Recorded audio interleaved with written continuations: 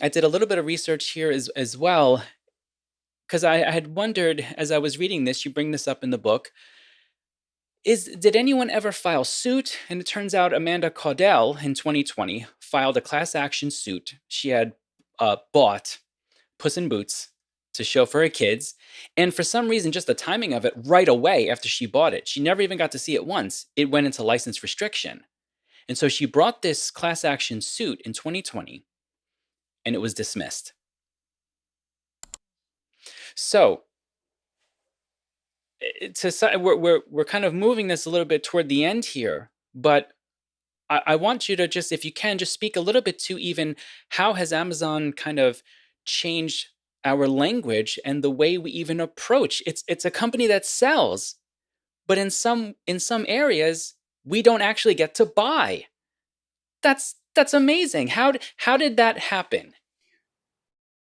Yeah, I mean, Amazon, I mean, I think it's a thing that's not just happened with Amazon, right? It's part of the whole move towards streaming and subscriptions, which is tremendously advantageous, right, to these media companies, because you can only, say with a Netflix, right, you can only see that Netflix content if you're still subscribing. So you never really get to buy the Netflix content. So Amazon, when it started to get into distributing media content electronically, it actually started with something that was more similar to its retail model because it had been selling CDs and DVDs for a long time.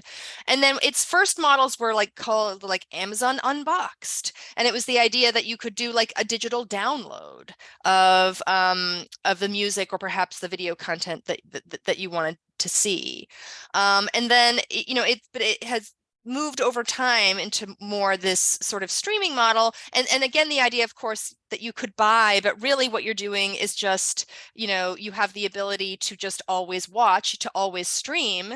You're never really downloading it, right? But to always stream content that's going to be in your quote unquote library.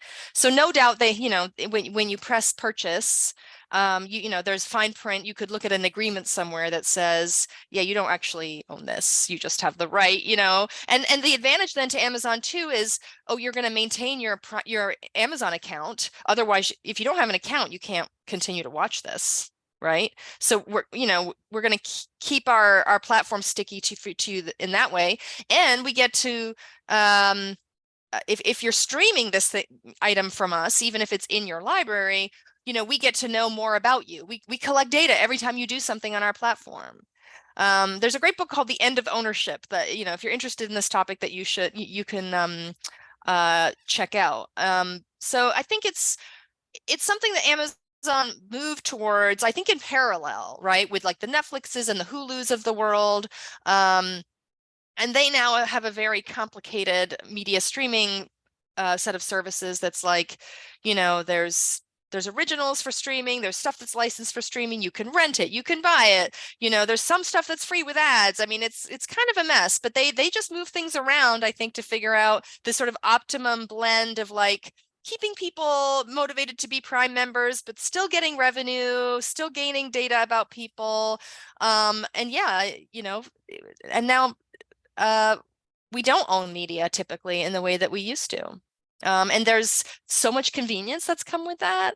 But yeah, there's also a kind of loss, including the one that you described.